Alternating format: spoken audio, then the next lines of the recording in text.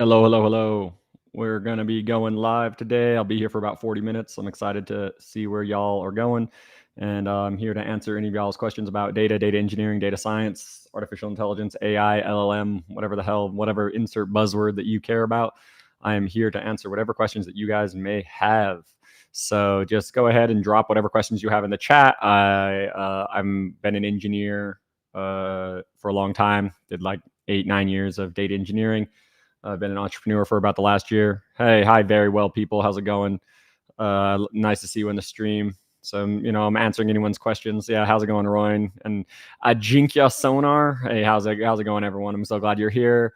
Yeah, I'm answering any questions y'all might have about data engineering, data science, artificial intelligence, LLMs, AI, entrepreneurship, content creation, personal branding. This guy's good. I'm learning Apache Iceberg now. That's great. I actually have a pretty good video on like data lake fundamentals with Iceberg. Definitely look that up. Just like if you look up on my channel, there's a thing called data lake fundamentals, and you should have a pretty good learning experience there. So yeah, I'm doing a Q&A for about the next 40 minutes. So if y'all are interested in all this stuff, definitely know that I can answer whatever questions y'all have, because that's my whole point here, is to show up and be here for y'all. Okay, this is a good one. I have an interview on Monday for a fresher for data engineering. What do you suggest to prepare for the interview? SQL for sure, and data modeling. SQL and data modeling. Make sure that you have so SQL. Make sure you know joins and window functions and CTEs. Those things are super important. And then for data modeling, make sure you know about like facts and dimensions and slowly changing dimensions, and that's the main things that you need to know.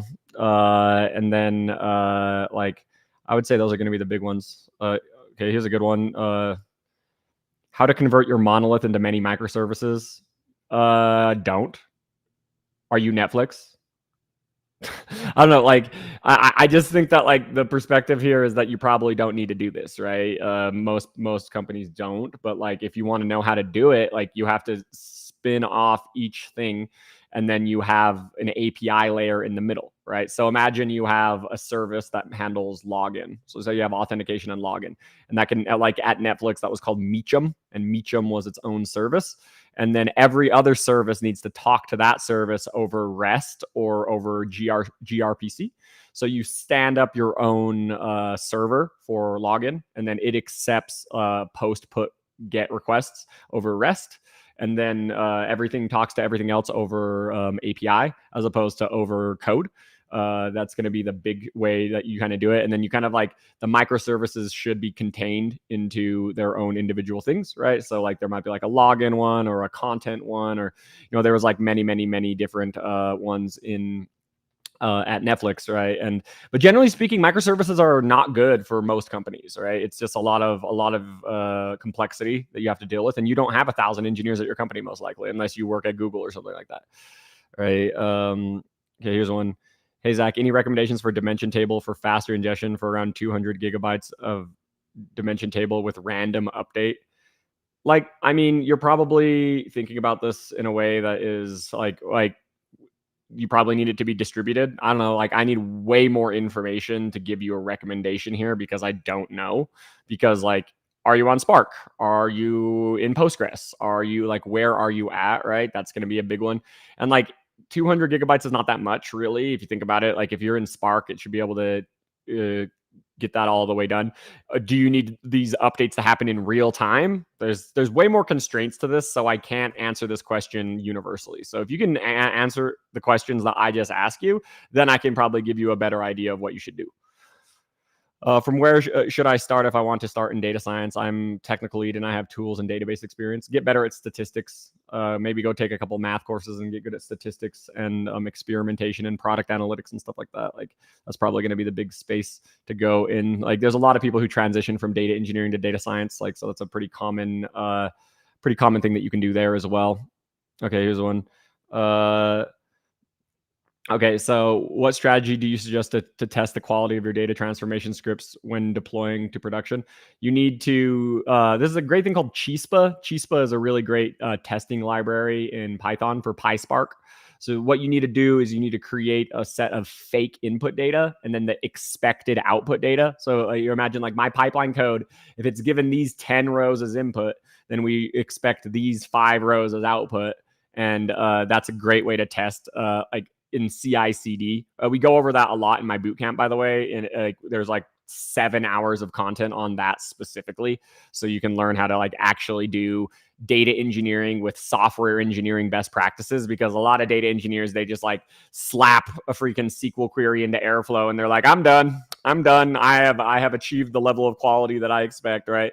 But that's not even close to what you need to do as a data engineer. Okay, so you're saying I'm using Huddy and Spark ingestions with updates 15 minutes. I think that updating every 15 minutes is a lot. Like, and I don't necessarily think that that's going to be like, I would push back on that 15-minute update interval because like unless there's a solid business use case, like just to give you a perspective, like I've never had that in my entire career. In my 10 years in data engineering, I've never had a 15-minute update interval. It's always going to be daily, hourly, or real time. So in your case, that might be the better way to go, is you actually move this to not using Spark and you have it be like more of a real-time ingest, and then it just kind of updates automatically. Because the problem is like if you're doing a 15-minute thing, then you're going to have like quite a bit of updates that you need to do every 15 minutes, and you have to apply that on the 200 gig dimensional table. And some of those are not going to change. I mean, 99% of the data is not going to change in that 15-minute interval, maybe even more. Maybe 99.5% of the data is not going to change at all. And so because of that, like you're just like, it probably takes 15 minutes for the job to run. And that's probably a problem, right? So I would probably, my recommendation here is probably push it back to an hourly update, unless there's like some really, really, really strong business reason why it has to be 15 minutes, which I'm guessing there isn't. And then that's going to probably give you what you want. Because the thing is like if you have it run once an hour and then you increase the parallelism of Spark, it will run in an hour, right? Even though it's more updates and more changes. Because the thing is like in an hour, maybe 1% of the data changes instead of like 0.5% or 0.25%, right? But like that is fine because like Spark can do that in parallel. So let's go. Let's find another one. Okay, we'll do this one. Data Lake versus Data Lakehouse. Thoughts on Microsoft Fabric? Microsoft Fabric sucks, dude. I don't know. It's not great. It's not great. It's. I don't know. I just don't like all-in-one platforms. I don't like it. I don't like vendor lock-in. I don't like a lot of that stuff. I think that that's like not the way to go. Like there should be a way that you can move stuff around. And if you're just like doing everything Microsoft Fabric, you're just like betting the farm on them, right? And it's like you can do that, but like that's going to be another way to go. Here's a good one. Why are data engineering jobs down? It's not data engineering specifically. It's just the entire job market is down. I don't know if you know, but like the whole economy is kind of going to shit right now. That's why the Fed is looking to cut interest rates over the next like 6 months, right? So we're going to cut interest rates to try to like stimulate the economy more. So the economy this year has been absolute dog shit. And it's not really a data engineering problem more than it is like just like actually I think data engineering jobs are down less. So, you know, if you think about like a stock market of jobs, right, and say all jobs are down 25% and data engineering jobs are down 10%, that actually is a sign that data engineering jobs are better, right? So that'd be my perspective. Hey, what's up, Michael Shaw? I worked with Michael at one point. Hi again, Zach. I'm just getting started with data modeling and engineering, looking at about 30 million rows and 40 or 50 columns. I've been told to learn using Postgres. I saw you had MySQL listed on some of the article suggestions. Postgres is going to be better. Postgres is like a more functioning full-fledged database that I would recommend. MySQL, you only really need MySQL when you're looking to shard. Sharding is the one thing that MySQL has that Postgres doesn't have. That's why companies like Facebook use MySQL, is because they can shard, right? Okay, let's see here. Any recommendations for learning data modeling? Yeah, I have 15 hours of content on data modeling in my bootcamp that like have gotten hundreds of people jobs in data engineering, because that's like one of the most important things to learn. So yeah, 100% my bootcamp. Go to Data Expert. You can get in for $200 right now. My company's using Fabric for a client project. I must confess, it is the worst software I've ever used. See, I'm not the only one, and I guess I haven't even used it, dude. I haven't even used it. So let's go here. Data engineering projects with open source text like MinIO for object storage and using Linux machine in our system instead of EC2. Is it a good choice? I don't know. I honestly don't know. Like I would my lean. Like I don't know. There's like I need way more information to determine if that's a good choice. Like here are the things that I would need to know. One is, how big is your company? Two is, is your company very technical, right? So when I look at this decision, what that means is like your company is down to hire expensive ass engineers for the long run, right? And that's not necessarily a bad thing. You know, Facebook does that. They pay engineers millions of dollars a year. But like if your company is like a small startup or they're not a technology focused company, you guys should be using platforms, right? You should definitely be using platforms and be making it easy for yourself. You guys should probably be using something like Fabric. But like I don't know. Like so that's like it that's why like sometimes these questions are very hard for me to answer, right? Okay, data engineering is getting too boring. Making the pivot to MLE and getting good with kind of ML deep learning is a surefire way to make a shit ton of money without being a SQL monkey. I don't know what your question here is, man. This is not really a question, and like I don't like that you think that data engineering is boring and you relate to being a SQL monkey because it's not. Because guess what? Like without good data, all your freaking ML and deep learning shit doesn't work. It doesn't work without good data, right? So it's like if you want to build on a shitty foundation, like then go ahead and do that. But like, and guess what? I made a shit ton of money as a data engineer. I made like $4 million as a data engineer. So like, I mean, you know, like I don't know, like I think that like you might have a biased perspective here, and you like worshiping machine learning is not necessarily the way to go because machine learning without good data is dog shit. What's the difference between technical and domain coupling on context of monolith architecture? It's confusing me. Well, technical and domain coupling. Well, domain coupling is going to be like your different freaking like at Netflix, you have like content and you have like production, and then you have like login and you have like settings. You can think of like these different like domain areas. That's one because like when you are like it all depends on like, and then the technical side of it is going to be like how like similar are all of these services, and if they're very similar, then you like in terms of like they all use Spring Boot, they all use like, you know what I mean, they all use the same like tech stack, then that's the coupling that you're talking about from the technical side. The domain coupling is like we're going to put all of the similar business pieces there. Those are going to be the all of that, right? But monolith architecture, that's what it's all about, right? Is like keeping it all under one roof.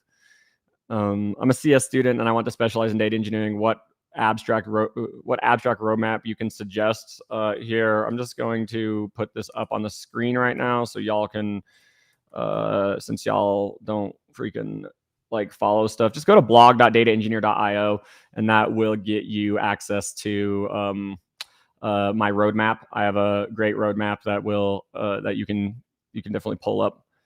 Let's find another one. Okay, but there is a lot of sharding plugin for Postgres as well, like Citus. Any thought? Nope, no thought. My guess, like my perspective is like you want to use technologies that are like, my guess is like using a plugin is not going to be the way to go. Like you don't want to build on top of a plugin like that. Like that's why Facebook uses MySQL, even though MySQL sucks in terms of a lot of like the SQL and all that stuff. It sucks, right? So like they make that trade off because of sharding is built into MySQL. It's not like a bolt tacked on. So that would be my perspective and why I don't think that like I've ever heard any like major company use Postgres with sharding, with the sharding plugin. So that would be my perspective. So yeah, you can kind of slap any technology to do anything, right? Especially like nowadays, right? 2 years applying for data engineering right now. 60 applications for 4 interviews. Seems demand is there for data engineering. Yeah, 4 over 60 is great. 4 over 60 is actually really great. I think that like I'm excited to see where you go for there. There's going to be a lot, right? Can you briefly explain the deduplication process in pipelines for dimensional modeling? Well, like a lot of times, like depending on how you model your dimensions, there's going to be multiple records because there might be multiple mutations on a given day. So say I update, say my name's Zach Wilson, then I update it to Zachary Wilson, and then I change it back to Zach Wilson. Then you have to kind of pick which record you want for the day, right? Or you can have it be a CDC, like change data capture. And then it's not really a dimensional table then. It's like more of like it's kind of right in the middle between a fact and a dimension because it's like you're modeling the event and the changes over time. But like generally speaking, you're going to use a big old group by because you know there's going to be some sort of identifier like user ID. And then you just group on that. And then you can have one record per dimension. And that's going to be the best way to go. Would you consider Java Scala a good investment down the line? You know, because people recommend a data engineer know at least one JVM language. I learned Java a long time ago. I learned Java in 2011. Java was my first programming language. I learned it 13 years ago, and I would highly recommend Java. Like, I mean, there's the landscape is shifting. The landscape is shifting. I think it's not as important as it used to be. Like 5 years ago, Java was an absolute critical must-have. Now it's more of a nice-to-have. Mostly because like Spark and Scala and all that stuff are moving, right?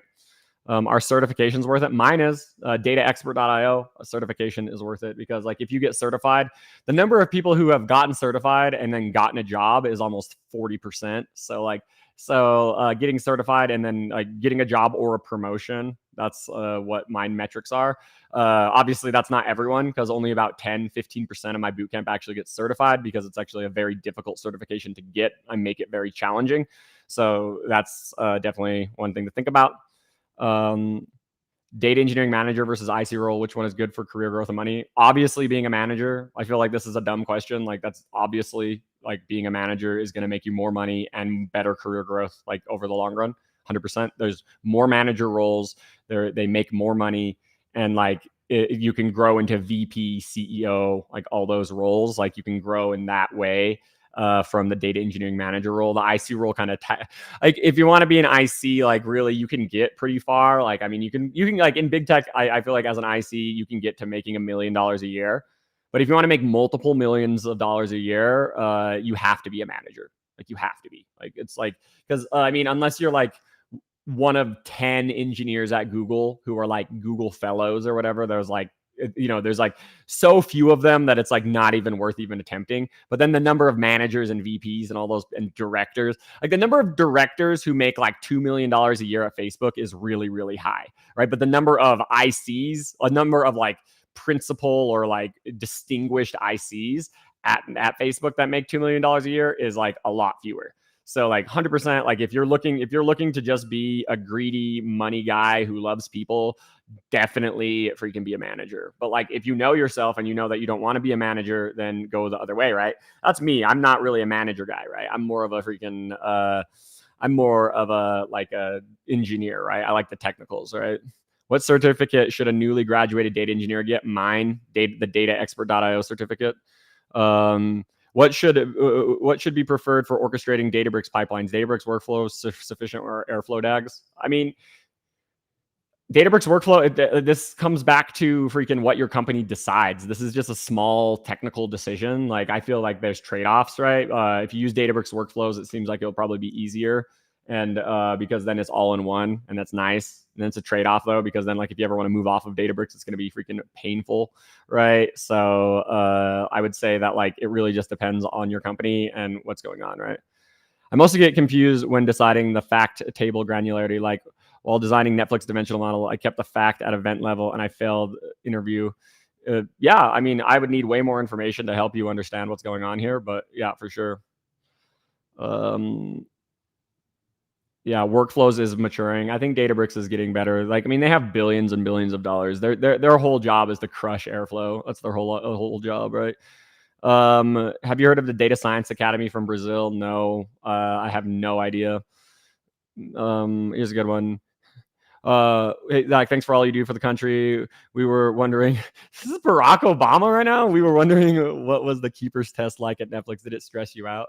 Yeah, I mean, so essentially what the keepers test at Netflix was is every 3 months, your manager would give you a color. So you either get red, yellow, or green. And so like essentially how it works is if it's green, you're doing great. And like, you're not really at risk of being fired. If it's yellow, you need to improve and you need to improve fairly soon. Like you need to deliver some impact over the next couple months. Otherwise you will turn to red and be fired. Red usually means that you are going to be fired within like the next month. And so like once you get your red, you're done. Like it's, and like, there's not like a PIP process at Netflix. It's just, you're done. Right. Is there any new boot camp for this year or next year? There's going to be one in January for sure. January, I'm probably thinking like January 2nd. I want to do like a new year, new me sort of thing. When does it make sense to start using Spark instead of pure SQL? You almost always want to use SQL. My perspective on it is that 90% of data pipelines can be written in SQL, and that's great. But like for if you're integrating with online systems, like for example at Airbnb, like I needed to compile the pricing libraries to test them and to generate all the possible prices for Airbnb, and that was a Java library. And like it's like good luck doing that in SQL. Like it's just not going to happen. And so like there are like so for data engineers that need to replicate the logic of online systems, they're going to need to use something beyond pure SQL. Pretty much every other use case, though, is going to be, well, I guess another use case would be for data engineers who are fetching data from REST APIs or GraphQL or gRPC. If they're getting any sort of library stuff like that, that's going to be the other one. This person saying, what certificate should a newly graduated data engineer get? Mine, the dataexpert.io certificate. Here's you go. Senior person here with 18 years of experience. Nice. What do you think I could do to move into modern DE stack? I mean, get better at Spark. Get better at Spark is great. Get better at Iceberg. Like learning those things are going to be like a good way to go. Like you honestly, like there's a lot of people in my bootcamp who were like DBAs who transitioned to being data engineers by using my bootcamp. That is a common pattern that has happened. Oh, this is a good one. At work, they decided to go with Spark. The data model they want has a lot of large table joins. It's a weird combo of hub links and raw tables. Would Trino be more suitable for join heavy operations? It depends. It depends. Like it depends on the cardinality of those joins, because Trino suffers at the high end of cardinality. I tried this out because like at Facebook, right, I worked in notifications and they wanted me to use Trino. They really wanted me to use Trino. And I was like, I can't, because like I tried to put Trino in the group by of my notifications pipelines and it would just fail. And I'm like, I can't, because like the problem with Trino is it doesn't spill to disk. So like if you have a too high of a cardinality of a group by or a join, then Trino is going to choke. But like this only really happens when you have like terabytes of data, like large, like terabytes and terabytes of data. Like for me, in that case, in that notifications example, that was 25 terabytes a day, and Trino just did not work. I just wanted to know what we need to learn from the AI tech stack as a data engineer. Vector databases is a very important one. Embeddings is another one. Learning how to deal with unstructured data. Learning how to add machine learning models into your data pipelines so that you can turn unstructured data into structured data. That's a good one. Prompt engineering. Obviously, you should definitely be doing that. Like I use ChatGPT 20 times a day. Like it's so important. Like if you're not using AI, like you're falling behind. You should be using AI every single day, like all the time. Like I mean, for me, like I don't even like when I'm coding in TypeScript and building pipelines nowadays. Like whenever there's anything that's a little bit complicated, that I'm like, ooh, I need to think about that a little bit. Instead of thinking about it, you know what I do is I put a prompt into ChatGPT, and then it gives me essentially the code that works. But then I might need to tweak it a little bit. But that's going to be great. Is there AI tech stuff in the bootcamp? Yeah, there is. Freaking 7, 8. We build RAG models in the bootcamp. There's like 8 hours of like RAG content in the bootcamp as well. We also talk about how I automated grading. So we have completely like the bootcamp actually uses an AI grader to give you immediate feedback. And we go over exactly how I built that. We go over RAG models. So we actually build Zach GPT. Zach GPT is another part of the bootcamp. So I give you all of my content, and then you can create a model that can answer any of your data engineering questions. It's pretty cool. Good resource for learning data modeling, my bootcamp. How can I know that DE is the right path for me? I just finished CS and I'm wondering if I go to cybersecurity path or data engineering. Well, I'll give you a perspective because I actually worked a job that was both. Because when I worked at Netflix, I worked a data engineering role that was supporting the cybersecurity team. So I built a lot of data sets that helped them, fight bad guys and fight hackers and all that stuff. And I think for me, the thing about like, and I'm never, ever going to work in cybersecurity ever again. I'm never going to work in cybersecurity ever again. It's not for me. And the reason why I don't like cybersecurity is because the measure of success in cybersecurity is nothing went wrong, right? The measure of success is like, you can't measure it. The measure of success is immeasurable, right? So what you have to think about is like, instead you have to look at other proxies like buying down risk and measuring vulnerabilities and all these other things. Like, whereas like in data engineering, or like you're on the other side, like if you're trying to increase revenue or increase shares or conversion or engagement, those things are a lot easier to move with data. Whereas like buying down risk with data is actually very difficult. I spent 2 years of my life trying to figure that out, and like I learned that it's a lot. What's the best way to get good at Python? Building a project that you care about. Any common and simple practice that can reduce a lot of the costs of a data pipeline. Sampling is going to be the most important one, because like a lot of data pipelines actually don't need the entire data set. They only need a directionality. For example, at Netflix, I built a pipeline that measured the infrastructure impact of an A/B test. And the way we did that is we looked at all the network requests. But if you look at all the network requests, that's like 5 petabytes a day. And instead of looking at 5 petabytes a day, we took a 0.1% sample. So instead of 5 petabytes, it was 5 terabytes. And that made it a lot more manageable. And it made it so the pipeline didn't cost millions of dollars. It cost like thousands of dollars. And we were able to still get the data that we needed to answer our A/B test questions. And so I saved Netflix millions of dollars by sampling, and it's literally one line of code, right? So sampling's a big one. Another big one is retention. Just like a lot of times data engineers hold on to way more data than they need to. So like make sure that you have good retention policies set on your data tables, so that like you're not just holding on to, you know, way too many rows of data. I remember I accidentally cost Airbnb $30,000 because of that, because I set the freaking wrong retention policies. And I they just held on to all of the data for like 7 months. And then I realized, I'm like, wow, that was expensive.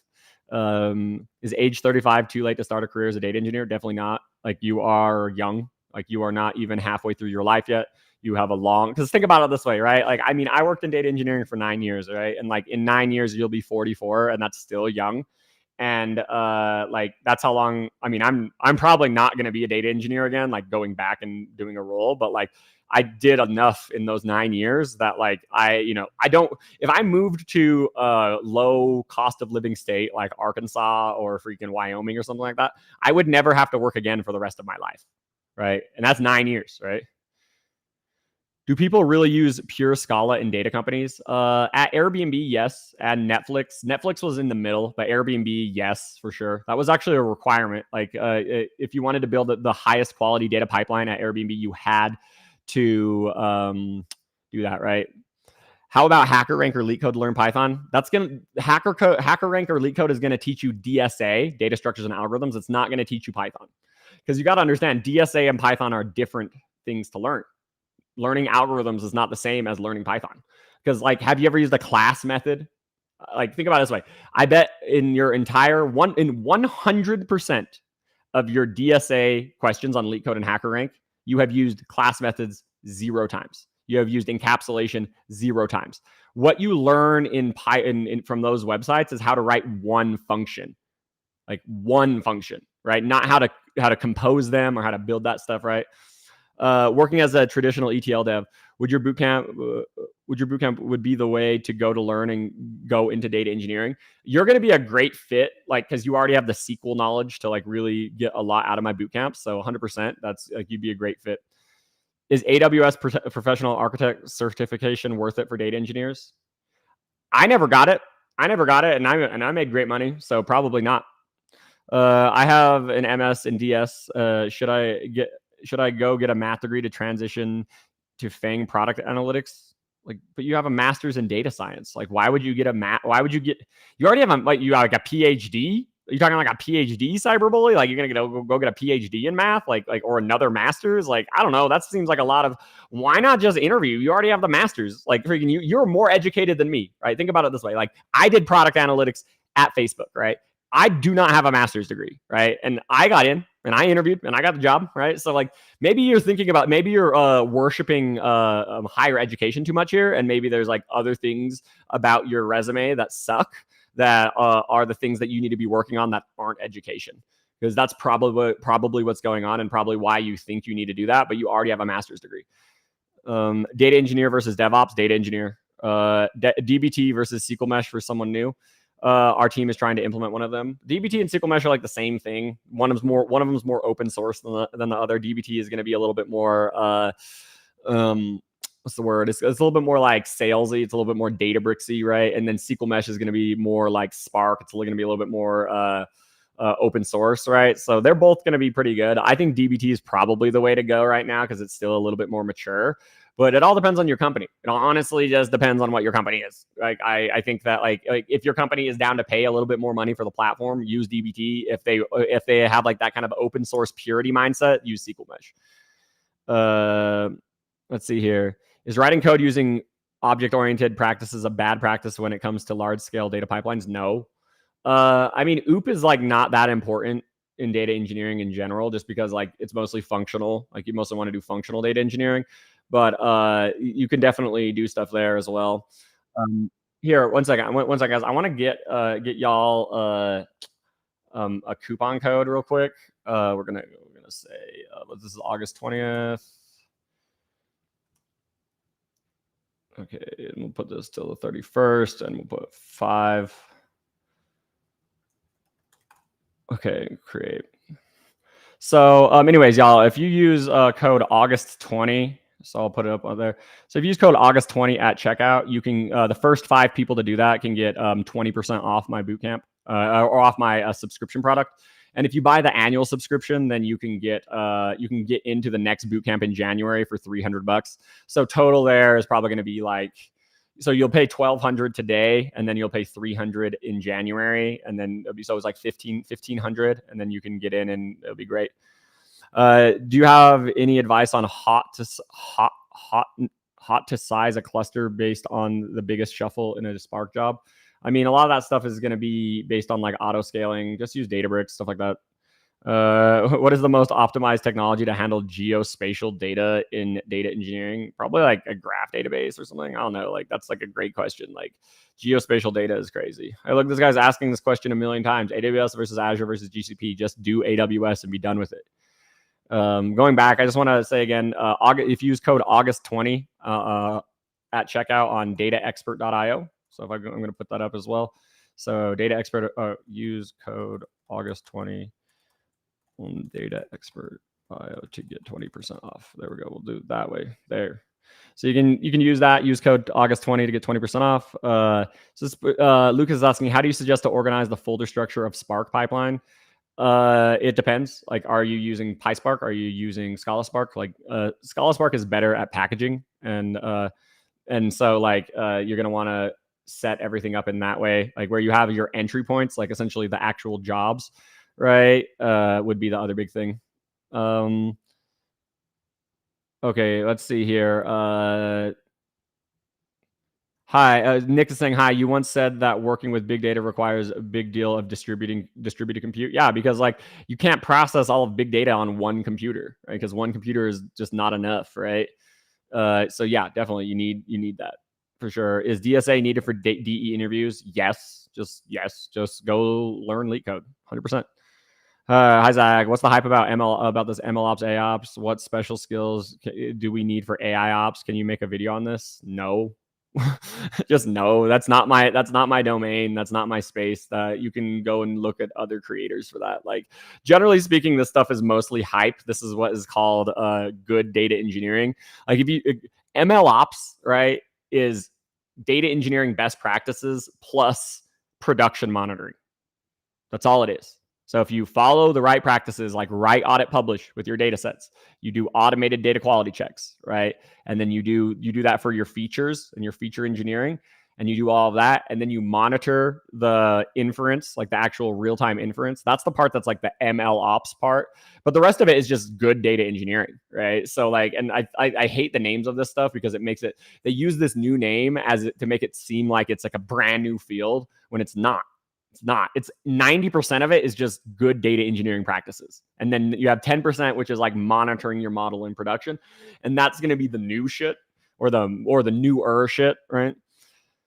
Is SQL the most efficient way to read and filter clean, say 500 large CSV files into a database per month? Or would Scala be more efficient and better for debugging?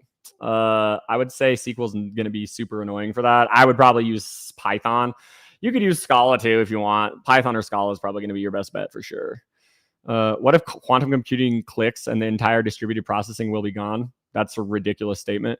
Quantum computing doesn't help with that, right? Because quantum computing, the thing about it is it's not going to, you get the 6 permutations, right, with qubits, stuff like that, right?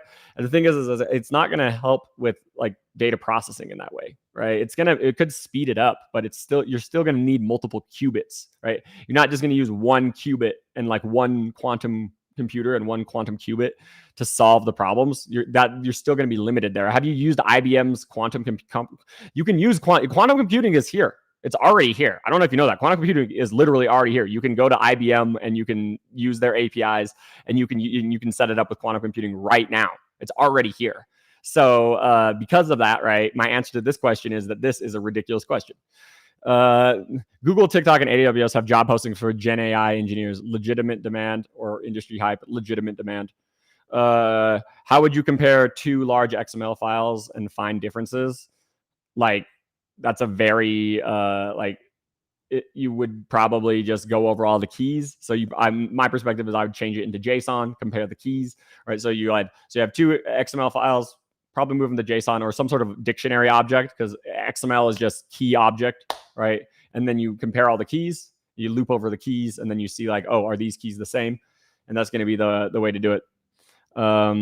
I understand distributed computing for large amount of data, but can we use the same system data engineer for, say, federated learning, I don't know. Everything that you're asking is outside of my realm of expertise. Steps to make open source contribution in the field of data engineering. Go find a repo that you care about and find an issue and talk with those people and just talk with them on the issue and go from there. And that will probably be a good start. Like, I think you just really need to reach out and find people, right? So I just want to remind everyone, if you use code August 20th on Data Expert to get 20% off, this only applies to the first 5 people though, and you have to do it by the end of the month. August 31st is the last day that this is valid. Let's see here. Okay, this is a good one. Hi, Zach. Can you share any incident where you dealt with data skewness in real-time streaming data when dealing with data in terabytes, how to handle those efficiently? Well, skewness, right, is I've never done that specifically. I attempted to do that with notification data at Facebook, and skewness was actually a big problem. This would probably be different nowadays, but like back then, like I tried it, and it was just the job required too much memory. The job just required way too much memory because the problem was is like you have to hold on to those notifications to dedupe, right? So you can move it, right? You can move it from like being real time to being like hourly batch, and like Spark can handle skewness very easily, right? It's a very easy thing for Spark, but it's a little bit harder for things like Flink to handle it because of the fact that Flink is like, it doesn't know what the next record is, right? Because Flink is like just running all of the time. So it can't anticipate what the next record is. So it doesn't have access to like the entire body of data, right? So it doesn't know what it's processing because any data could come up next, right? So some of that stuff is you need to scale up, right? When there's like bursts of data, like say you have like a massive sale event and then tons of people like flood your platform, then you need to manage, like the way you need to manage that is with like properly sized, like streaming jobs and Kafka clusters.